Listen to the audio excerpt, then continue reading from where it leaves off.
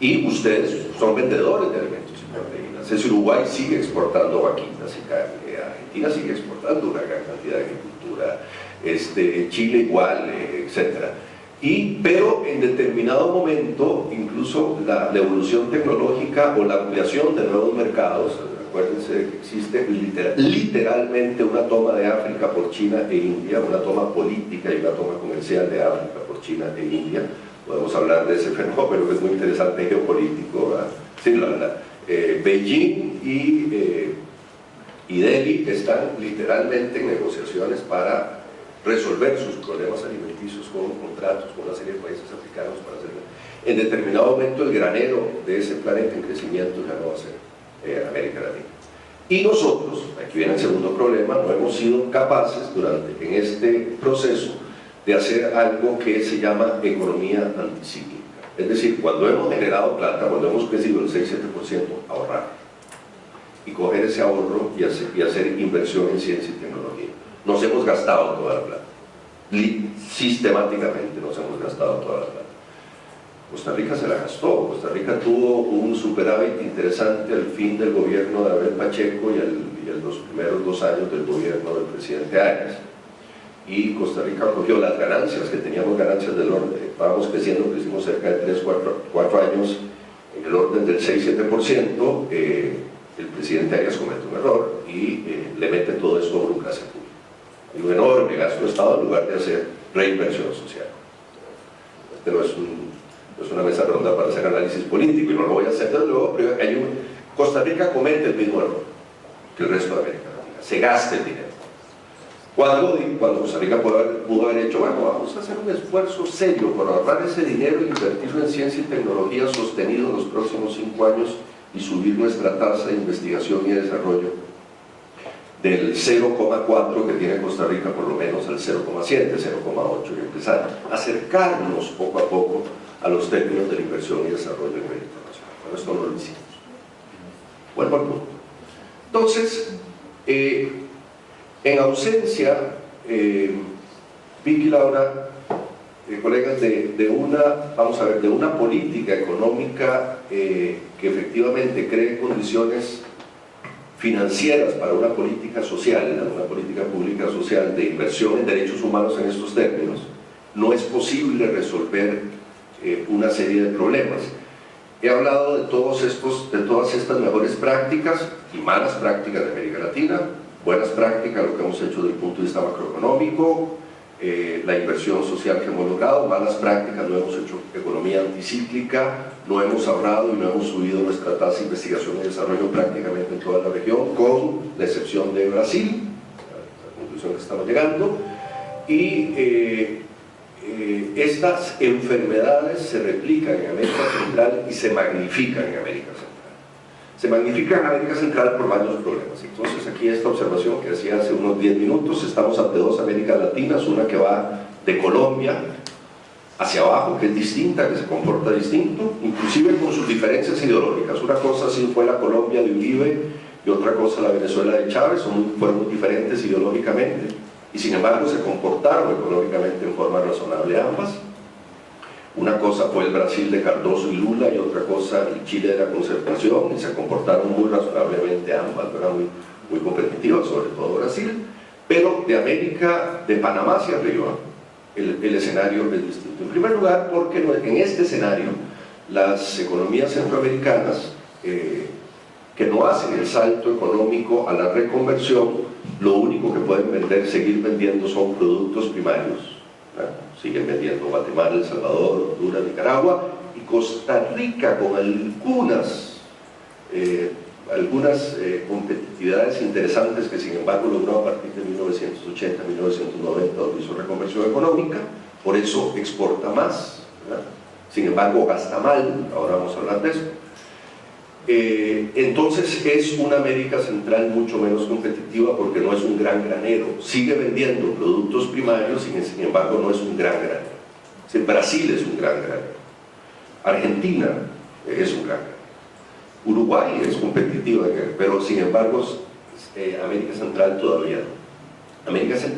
Una América Central que tiene varios problemas. En primer lugar, no hace las reformas las reformas sociales van a crear clases medias realmente anchas y competitivas que amplíen sus mercados internos, ¿verdad? Problema muy grave, y esto implica que la competitividad interna para transformar esas economías agrarias en economías post-agrarias, y ahora voy a hablar de cuáles son los atajos de América Central, no se da todavía.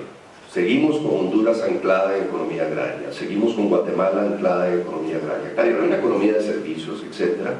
Y estamos en Costa Rica con un tema muy complicado, y es que Costa Rica se volvió tan caro, que tendrá que hacer una maniobra económica muy compleja para pasar de una economía agraria y de un proceso de diversificación, el gran proceso de diversificación que sufrimos en la década de los 80, los 90, que fue muy interesante, para una economía de servicios. Tenemos que saltar el industrialismo. Costa Rica tendrá que hacer lo mismo que Nueva Zelanda, que pasó de cuidar ovejas y vaquitas a hacer una economía de servicios muy competitiva en el planeta. Esa es la única solución de Costa Rica, porque no tiene ya la posibilidad de meterse en una economía industrial. En primer lugar, por su pequeño tamaño relativo al mercado, y en segundo lugar, porque es un país muy caro para la industria. En este escenario, de nuevo, es el mapa grande dentro del mapa más pequeño de protección de derechos humanos. Costa Rica tiene en estos momentos un escenario de derechos humanos en relación a la infancia, donde efectivamente hay cerca de un 30, 33, 34% de la población en situación de alta vulnerabilidad en virtud de los renglones de pobreza, lo cual implicaría una política pública mucho más agresiva que la que hemos desarrollado en las últimas décadas, si efectivamente queremos resolver el problema, para atender esos escenarios de baja vulnerabilidad. Ahora bien, cuando hablo de que tenemos un 33% de los niños pobres, que corresponde con ese 20-22% de nuestra población pobre, ¿cuál es la solución para salir de la pobreza? Créanme, Vicky y Laura, que yo le he dado mucha vuelta a los de nuestros colegas. Estos trabajos los ando haciendo en América Central con Adrián Torrealba, con los consultores centroamericanos, el equipo 120 consultores que estamos tratando de evaluar la región y de todo. De nuevo, siguiendo el caso brasileño, habría que trabajar con un modelo conjunto de políticas focalizadas, de transferencia condicionada de recursos y de asistencia universal. Quiero detenerme brevemente en lo que yo les indicaba, que es, a mi juicio, el principal instrumento de política pública para la atención de estas vulnerabilidades, que es el factor de la retención escolar. Replanteo brevemente la estadística, la gravedad de la estadística. Con un 46% de tasa de escolaridad real que tiene Costa Rica, lo cual significa que de cada 10 niños que nosotros ingresamos al primer año de escuela primaria, primer grado de escuela primaria, estamos graduando únicamente 4,6, es decir, 5,4 niños de 10 se nos están quedando en el camino. No vamos a resolver nunca esos indicadores. Luego, a donde tenemos que poner el énfasis de política pública es ahí, fundamental. Lo que hay que trabajar en los programas, hay muchos interesantes en el país, algunos con mayor éxito, pero ahí es donde tenemos que trabajar en el programa. Quiero desmenuzar brevemente lo que ha sido la historia en lo que son los retenedores escolares, o sea, fundamentalmente este instrumento que es el factor de retención escolar. Hay varios. El principal, uno de los más exitosos, que es asistencia condicionada, son los comedores escolares. ¿Sí? Los comedores escolares han sido comparativamente uno de los grandes éxitos históricos de la transferencia condicionada de recursos en materia de inversión social. Fundamentalmente, es más, se resuelve, hasta está muy codificado, es poder garantizarle al niño a primera hora de la mañana 300 calorías, al mediodía unas 1100 calorías y al final, a mitad de la tarde, antes de mandarlo a la casa, otras 300 calorías, es decir, garantizarle a ese niño 1600 calorías al día. Si ese factor existe en la política pública social, garantizamos que un porcentaje muy grande de ese renglón del 33% de los niños pobres vayan a ir a la escuela. Es decir, para la madre de familia, el núcleo familiar, es mucho más inteligente enviar al niño a la escuela que dejarlo en la casa con hambre. Entonces ahí tenemos un factor importante de política pública. Fue muy exitoso en su día, y hay que reconocer, cuando fue el gobierno de Daniel Oduber en su día, que crea los comedores infantiles y hay una política pública razonable, etc. Ha sido muy variado, ha sido muy politizado históricamente. No ha sido correctamente, ha habido esfuerzos importantes del ministro Garnier en tratar de mejorar lo que es la garantía al acceso calórico, el acceso proteínico, etc. Sin embargo, no es un programa a estas alturas del debate y de la ejecución de política pública en Costa Rica lo suficientemente maduro como debería ser, sobre todo con la existencia comparada. Hay uno de los principales expertos en retención escolar de América Latina, Sarmiento, que es un experto colombiano con el cual en algún momento hemos hablado, y nos dice, ese factor fue esencial en el Brasil, fue esencial en los actos exitosos de Perú, de Colombia, de Venezuela, de Ecuador, etc. Ha sido exitoso en todos los países del tercer mundo. Número uno, factor número uno. Factor número dos, la competitividad del centro educativo. Es decir, aquí voy a decir algo de perogrullo, si el currículo es bueno y si los profesores y el líder del centro educativo, muy importante, y Denis estará muy de acuerdo conmigo, es decir, el liderazgo del centro educativo, el director, el subdirector y el cuerpo docente es bueno y generan una oferta educativa, una oferta docente atractiva, hay un segundo retenedor importante. Este es un tema complicado porque la cuantificación de esto tiene que ver con otros factores más complejos de la solución de política pública de un Ministerio de Educación en un país. Es decir, podemos medir si efectivamente al niño le estamos dando las 1.600 calorías al día o no para retenerlo en la escuela, pero la competitividad del sector docente es un poquito más compleja, tiene que ver con inversiones que son de mediano o largo plazo. Este factor es absolutamente importante. El tema del currículo, un currículo efectivamente actualizado, el niño es una esponja que ve el mundo y que ve la escuela. Si el currículo es un currículo que responde a las necesidades del mundo en la escuela, el niño le va a gustar la escuela. O sea, podría ser más o menos la síntesis de la gran discusión que se está planteando en materia curricular en estos momentos. Luego, una revisión curricular competitiva, atractiva, que responda a las necesidades de lo que el niño ve en el momento que sale a la escuela. Cuando cruza el umbral de la escuela, sale a la calle, entra a la familia, cuando lee el periódico, ve la televisión, pero que sin embargo sea muy riguroso desde el punto de vista académico y atractivo, parece esencial. Ese es el segundo factor retenedor. El primero es el calórico. O sea, hay que ser absolutamente claros, o sea, la verdad desnuda está ahí. Si no resolvemos el tema del acceso calórico de los niños, no los vamos a tener en la escuela. El segundo, la competitividad del currículo. El tercero, y en esto tuve una conversación muy interesante hace poco, estuvimos analizando el tema con un querido colega y amigo Carlos Sobo, ustedes lo conocen muy bien a Carlos, que ha venido estudiando estos temas. Con Carlos llegábamos a la conclusión, comparando notas de lo que nosotros estamos descubriendo en Centroamérica, que es similar a lo que Carlos viene investigando, y el tercer factor para retener niños en la escuela es la oferta, vean qué interesante, la oferta extracurricular de carácter cultural y deportiva que la escuela genere. Esto, en primera instancia, yo que no soy especialista en el tema en esto, pero me he venido metiendo en los últimos años, digo, qué interesante, es decir, si la escuela logra crear un universo de atracciones, nos garantizamos de que vamos a retener ese ingreso.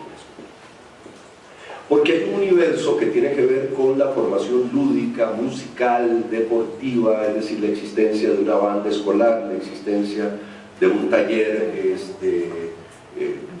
sobre determinados instrumentos musicales, un taller de pintura, o un taller de teatro, un equipo de fútbol, un equipo de... todo lo que genera el sentimiento gregario inherente al deporte o el sentimiento lúdico inherente al arte, que son retenedores escolares.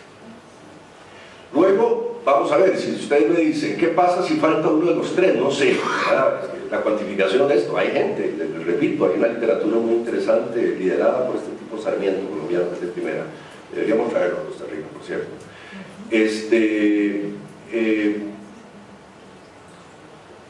Lo cierto es que si alguno de estos factores falta en el proceso, creo que no logramos resolver el tema de la competitividad. Y vuelvo a lo que dije. Si ustedes me preguntan cuál es el principal factor de política pública para combatir o para tutelar derechos humanos de la infancia, es la adscripción de ese niño al proceso. A partir de ahí empezamos a lograr todo. Fuera de ahí va a ser mucho más difícil. Claro, alguien me dirá, mira Jaime, lo que pasa es que ahí no estás considerando los casos más vulnerables, es decir, los niños de la calle. Sí, bueno, estoy de acuerdo con eso, por eso dije que hay un primer nivel de discusión que son las altas vulnerabilidades, pero a mí me está interesando en última instancia más las políticas universales para resolver los problemas globales. Yo tal vez quisiera, para ir cerrando y dar paso a un intercambio con ustedes, decir que esto no será posible en Costa Rica y en América Central si no existen algunas correcciones importantes a varios niveles. Y aquí ya voy a entrar un poquito a lo que son las propuestas de solución. Lo que yo veo en el caso de Costa Rica, lo que estamos inclusive proponiendo en un experimento cívico que me toca coordinar, que se llama la Agenda Nacional. Estoy con una gran cantidad de colegas costarricenses haciendo propuestas de política pública, etc. Y que tiene que ver un poco, son resultados de las investigaciones que hemos hecho con el ICG y demás.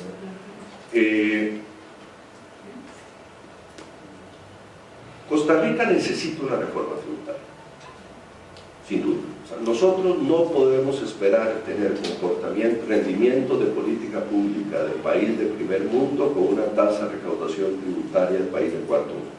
Punto. El 14-15% de recaudación tributaria que nosotros tenemos está mucho más cerca del índice de los países del África subsahariana, que es 9-10%, igual que Guatemala. Guatemala colecta igual que el África subsahariana, 9-10%, que de los países de la OCDE. Número uno. Número dos, desde luego alguien me dirá, la petición o el reclamo a una reforma tributaria debería estar aparejada a un régimen de transparencia y de control de la calidad del gasto mucho más eficiente. Sin duda, yo creo que en alguna medida han naufragado los dos últimos intentos de reforma tributaria, el que hizo el expresidente Pacheco y el que hizo el actual gobierno de la presidenta Chinchilla, básicamente porque no estaban acompañados de una gran reforma de transparencia y gasto. O sea, yo inclusive que apoyo reformas tributarias, dudaría darle más platas a gobiernos que día a día estallan procesos de corrupción y problemas de control de gasto. Ahora bien, ¿más dinero para qué? Y aquí voy al tema de política pública, que tiene que ver fundamentalmente con políticas de derechos humanos. Más dinero porque habría que reestructurar el término de la imputación del gasto, creando, y esta es una discusión que yo he tenido con los tributaristas, creando los tributaristas, por alguna razón, aquí me imagino que hay algunos queridos amigos abogados que consideran tributaristas. Los abogados tributaristas y en general los tributaristas tienen un enorme rechazo, o sea, ven como una perversión los impuestos de destino específico, ¿no? El impuesto de destino específico es aquel que define un tributo y tiene un gasto inmediatamente asignado por resultado de la colección del tributo. Es decir, si yo voy a ponerle un tributo del 5% adicional a estos celulares, bueno, ese 5% lo voy a adjudicar a un destino de gasto específico. Sí, esto lo voy a extender a comedores escolares. Esto implica, a esto los tributaristas lo rechazan a muerte porque defienden un principio que se llama el principio de autonomía hacendaria, es decir, que en el momento que el dinero entra al fisco, el principio de autoridad política e imputación del Estado debería permitir la asignación del gasto, y para eso existe un debate legislativo. Sin embargo, el debate legislativo fue previo. En el momento en que el impuesto, yo le digo a mis amigos tributaristas, no señores, pero eso ya se dio. Cuando se aprobó el impuesto, ya se dio ese debate legislativo y se asignó para un gasto específico.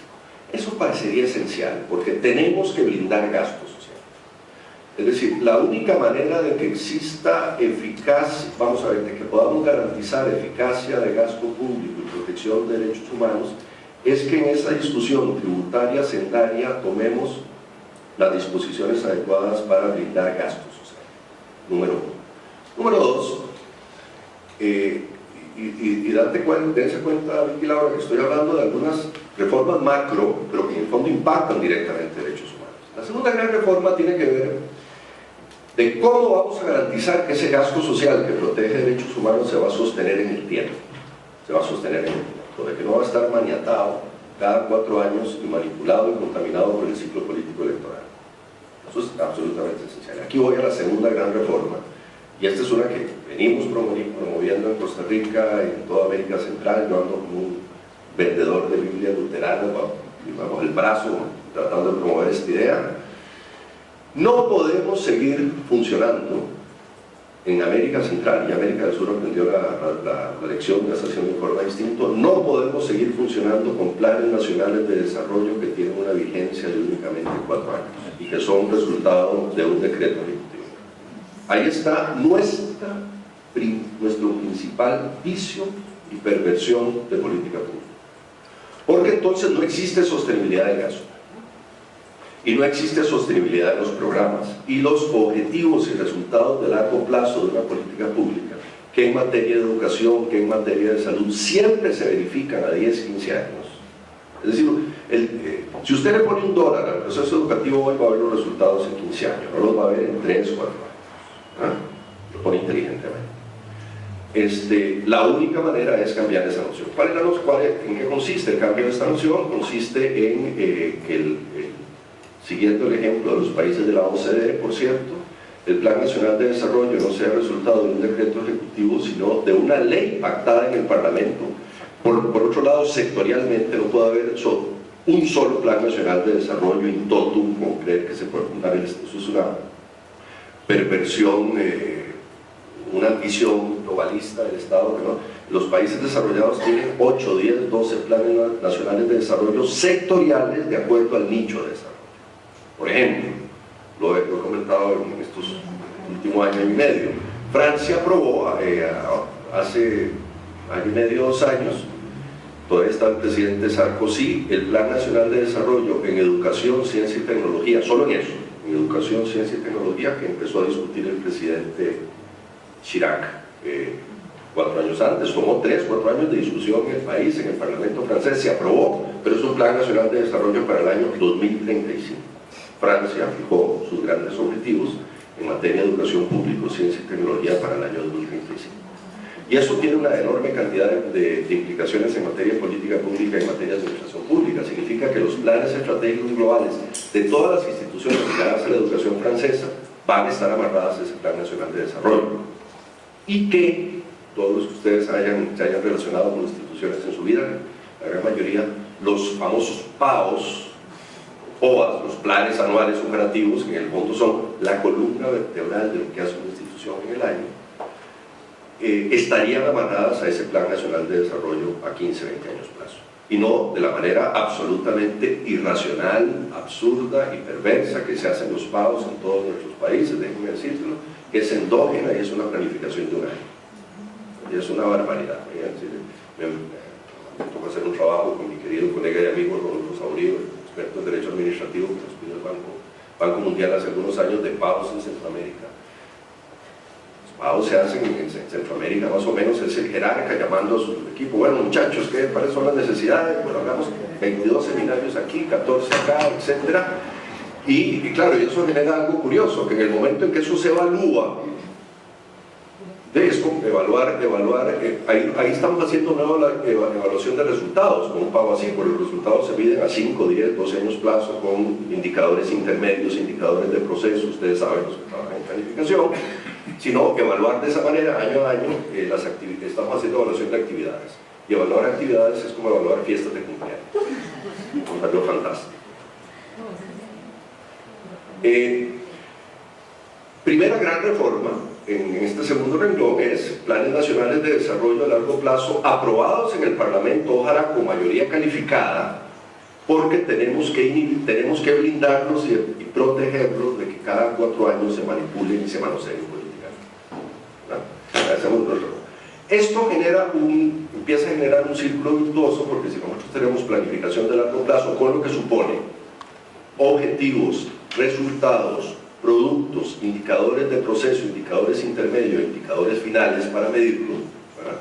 Ya la planificación año a año, cada 2 años, cada 4 años lo vamos amarrando a eso. Segunda gran reforma, cambia el sentido del gasto, porque cambiamos nuestro régimen de presupuestación y de gasto anual por un régimen de presupuestación plurianual. Esto es absolutamente vital para el desarrollo. Los compromisos de resultado financiero. Es decir, yo mido mi gasto no a un año plazo, yo mido mi gasto a 5, 7, 10 años plazo si estoy haciendo política pública. Luego, el instrumento jurídico y financiero para hacer el presupuesto tiene que ser acorde a eso. Y no la barbaridad que hacemos cada año, que reinventamos el mundo financieramente con la discusión del presupuesto de la República. Solo que hay una cosa que yo insisto mucho cuando uno examina Centroamérica, Costa Rica incluida, solo cuando, algunas excepciones que lo hizo bien Costa Rica, fundamentalmente con el ICE, con la Caja Costarricense del Seguro Social, sin duda, dos instituciones absolutamente exitosas en Costa Rica y en América Latina, parece, el ICE y la Caja Costarricense del Seguro Social, pero ojo, mucha de la planificación de largo plazo del ICE, de la Caja Costarricense del Seguro Social, fue el resultado de que los empréstitos extranjeros vía Banco Mundial, vía BID, que venían BCE, obligaban a cláusulas de condicionalidad de ejecución financiera de largo plazo. Crédito de 500, 700 billones de dólares para determinada represa. Bueno, la represa, el resultado de la construcción de una represa, su mantenimiento e impacto se da a 10, 12, 15 años plazo. Eso tenemos que aprenderlo internamente. Tenemos que introducirlo en nuestra práctica de definición de planificación. Si nosotros hacemos esas dos grandes reformas, colegas, y las empezamos a introducir a estos renglones que he venido hablando, fundamentalmente a la transferencia condicionada de recursos, que es la manera de combatir los casos de alta vulnerabilidad, y a la inversión universal en materia de educación pública y salud pública, que son fundamentalmente los principales instrumentos de promoción de derechos humanos de la infancia, sin duda, estaríamos dando un salto cualitativo. El panorama lo veo complejo. Aprovecho literalmente 45 segundos y con esto termino esta charla. Yo veo esto fácil en la Costa Rica cercana, me preguntaban en la próxima elección. Dame la indulgencia de no hablar de política en esta mesa. No, es un tema complejo, veo el país muy fraccionado políticamente. No veo ninguno de los, en general, de los... Hay algunos partidos políticos que lanzan ideas interesantes, pero no veo, digamos, grandes consensos nacionales en estos momentos para generar políticas públicas con estas grandes reformas. Es un país muy fraccionado y muy atomizado. En ciencia política, vamos a ver, en ciencia política se dice lo siguiente, ¿verdad?, desde hace medio siglo. Hay buena gobernabilidad cuando existen no un sistema bipartidista, al menos un sistema de 2, 3 grandes partidos. Es decir, en los estudios de todos ustedes conocen, Huntington, etc. Es decir, un partido de centro izquierda, un partido de centro derecha y un partido de izquierda, ¿verdad? Y se generan grandes acuerdos nacionales, etc. Pero en este momento tenemos 9, 10 partidos en el país, no sabemos lo que va a suceder.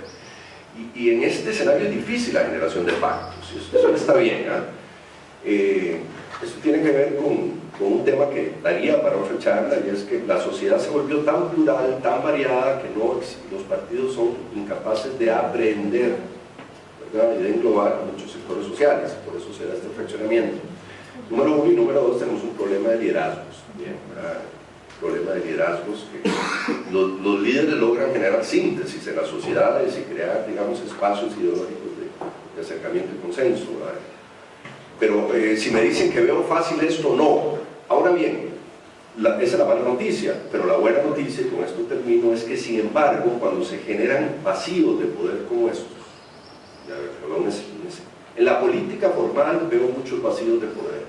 La sociedad civil costarricense me parece mucho más interesante que sus representantes hoy día. Sin embargo, cuando esto sucede en una sociedad, sin embargo, bueno, la sociedad civil puede